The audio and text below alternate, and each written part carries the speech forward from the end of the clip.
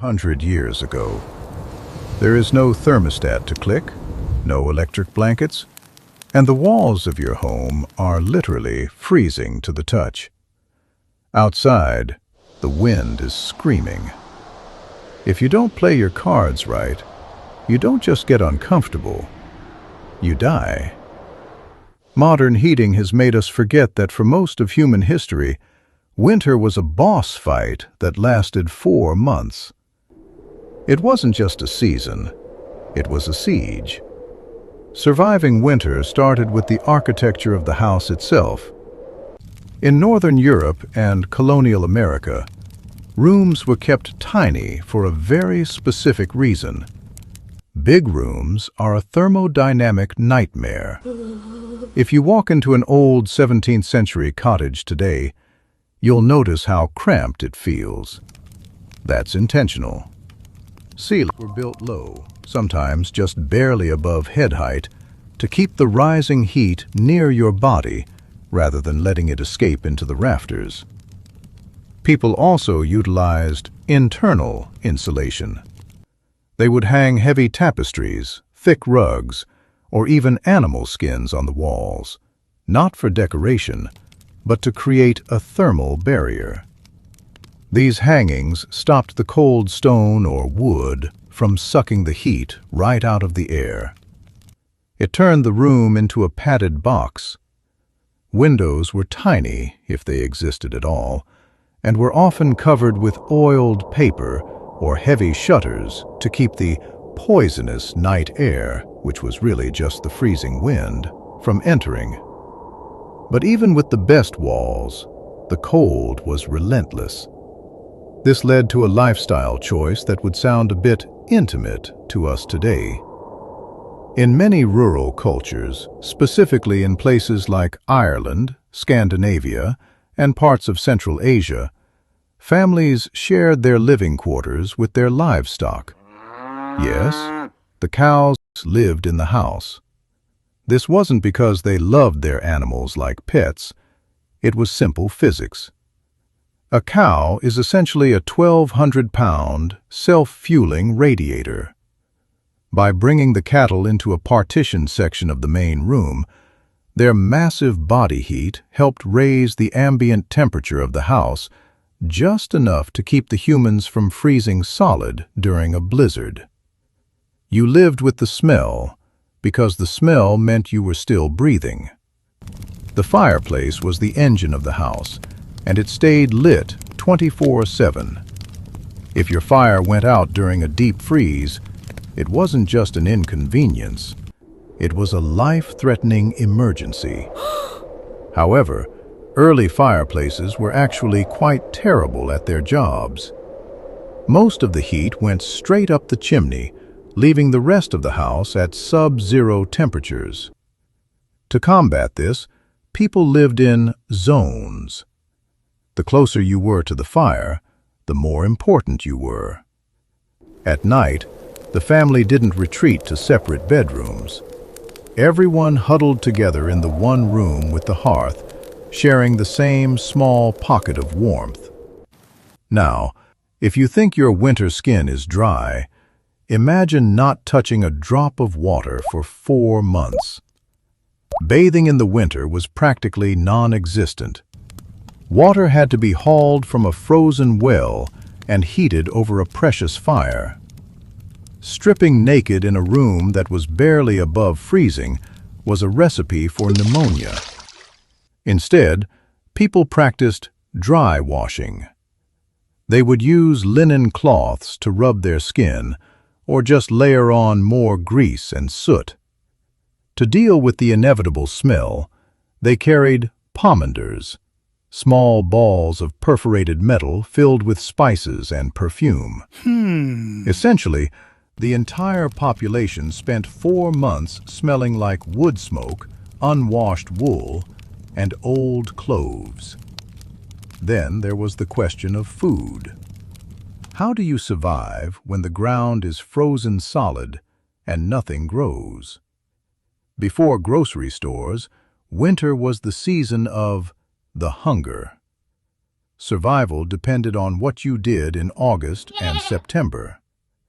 Everything was salted, smoked, pickled, or dried. Your diet became a monotonous cycle of salted pork, hard grains, and root vegetables like turnips that were stored in root cellars below the frost line. Scurvy was a real threat because fresh vitamin C disappeared. People became experts at food math, calculating exactly how many calories the family needed to last until the first thaw. If you ate too much in December, you'd be starving by March. Socially, winter changed the human brain.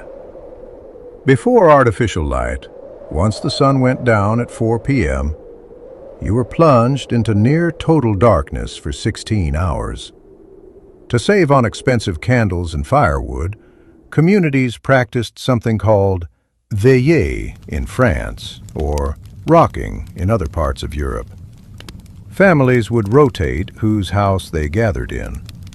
Everyone would bring their own chores, mending socks, carving wood, or spinning wool, and sit together around a single fire.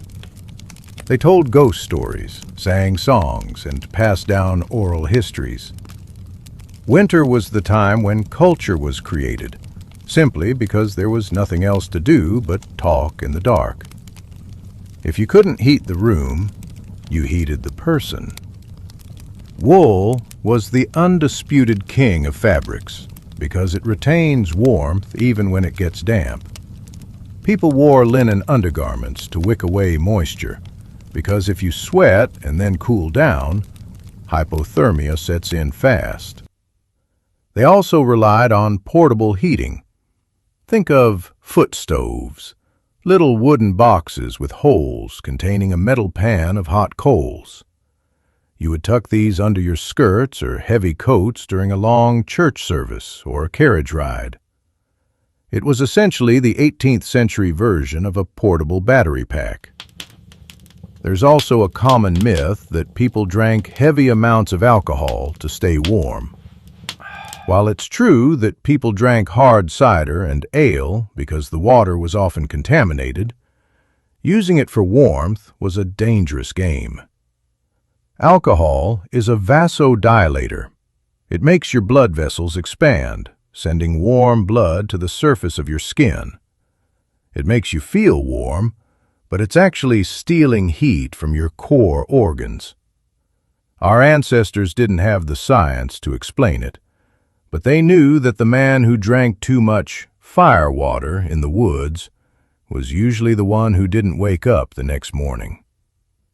Going to bed was arguably the most dangerous part of the day. To survive the night, people used bed warmers, long-handled brass pans filled with hot coals from the hearth. You would slide the pan between the heavy linen sheets to toast the bed before jumping in. And heavy is an understatement.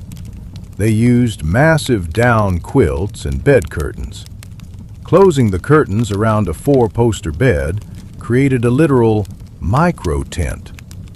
This trapped your body heat in a space only a few feet wide, keeping the air breathable and warm while the rest of the room might be cold enough to freeze a glass of water on the nightstand. Finally, we have to look at the psychological toll. Winter blues wasn't just a mood, it was a physical state called torpor. Humans in the past likely slept much longer in the winter, sometimes up to 12 hours a day. It was a way to conserve energy when food was scarce and the world was hostile. You didn't fight the winter, you surrendered to it. You became a slow-moving, wool-wrapped version of yourself until the birds started singing again. Today, we live in an era where winter usually just means a higher utility bill and a slightly longer commute. We've conquered the cold so thoroughly that we've forgotten how much of a miracle a warm room actually is. But for our ancestors, it was a season of communal huddling, clever engineering, and a constant, desperate battle for fire. The next time you turn up your heater, remember, you are enjoying a luxury that would have looked like pure magic to someone from the 1700s. Wow! Stay warm.